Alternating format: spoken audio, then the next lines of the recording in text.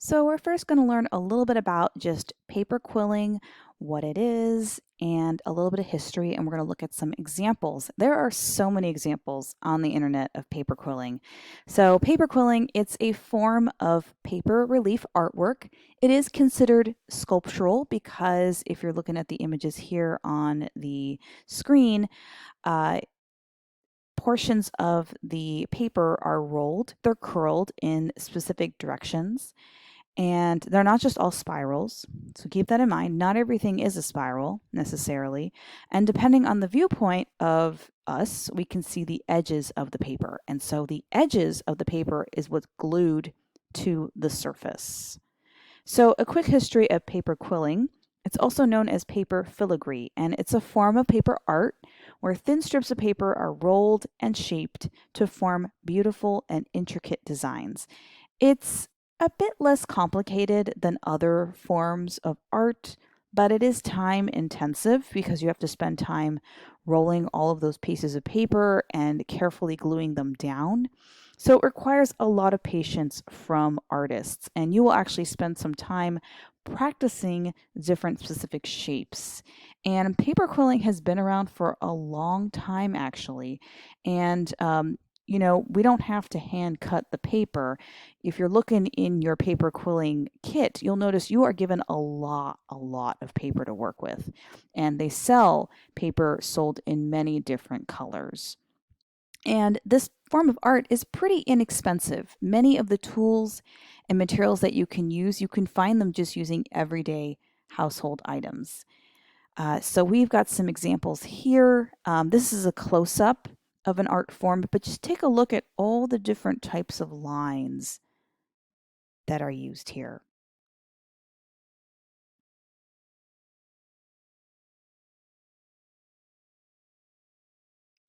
So, as I mentioned, paper quilling has been around for a very long time. They have found paper quilling dating back to the 16th and 17th century, specifically practiced by French and Italian nuns.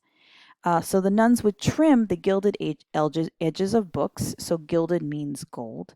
So these golden edges of the books, and they would use those strips to decorate holy pictures and relics. So it was just a way to, instead of maybe painting, they would then have this 3D aspect to the work. And as the development of paper spread throughout Europe, paper quilling ended up being used to embellish cabinets, tea caddies, work boxes, frames, and it was, in England especially, it was an appropriate hobby for ladies of leisure. Ladies of leisure were just women that were married to rich, well-to-do men, and they needed something to do. So we've got an example here of a very old form of paper quilling, and you can actually recognize some of those same swirls. Yes, there are actual forms here, and we can see it in this box here. Obviously, lots and lots of circles, but it's the same idea. You're taking strips of paper and you're rolling them around. So, as a contemporary art form, paper quilling has kind of had a resurgence recently. It's definitely more of a craft than maybe a fine art, but we're going to look at an artist who does use paper quilling as a fine art form. And we can see paper quilling on greeting cards, flat artwork, we can see it in on scrapbook pages and in boxes. And really, you don't need many tools other than the paper and glue. As I mentioned, there are many shapes that you use in paper quilling. So in your paper quilling supply kit, you do have this tool, which is called a slotted tool.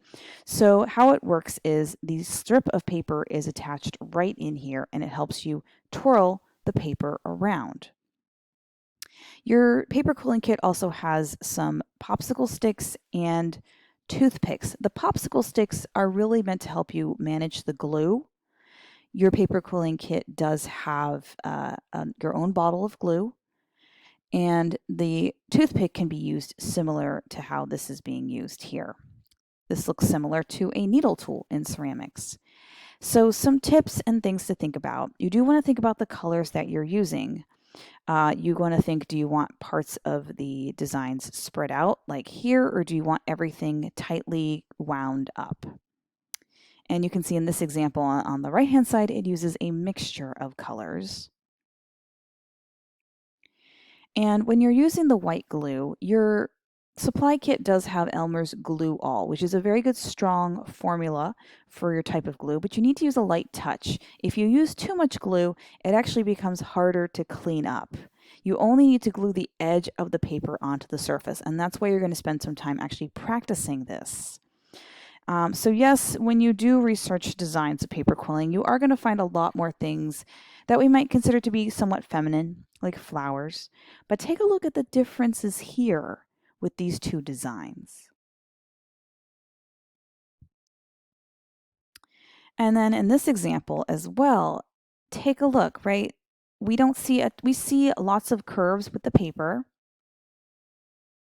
And in this one, we actually see a lot of folded paper.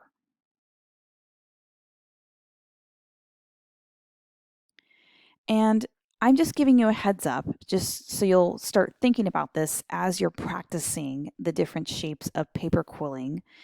You're going to have a choice for what you're going to create for your paper quilling project.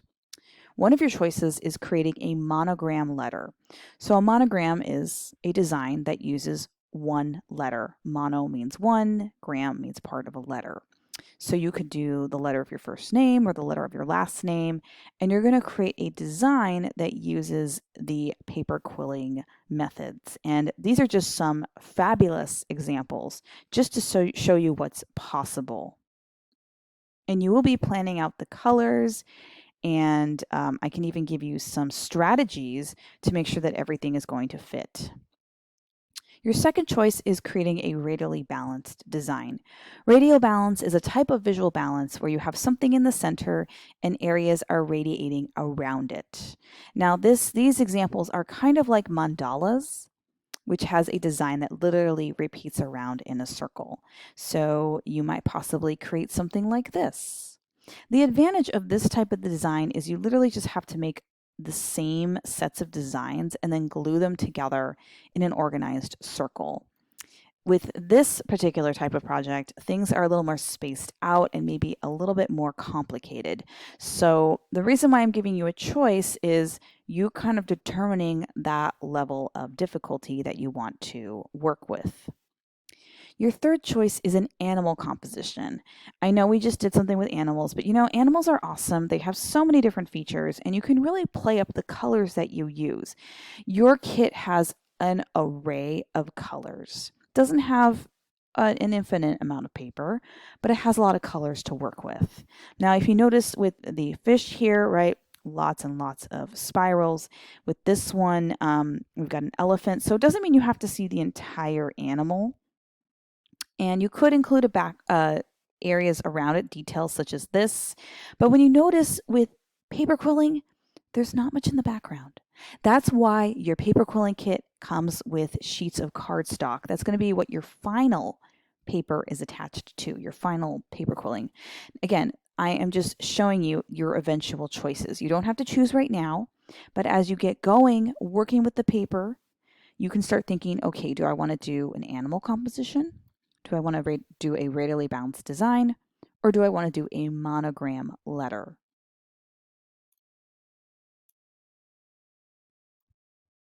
Now, one artist you are going to look closely at is a Russian artist named Julia Brodskaya. She creates contemporary forms of paper quilling artwork. Beautiful works, very well thought out compositions.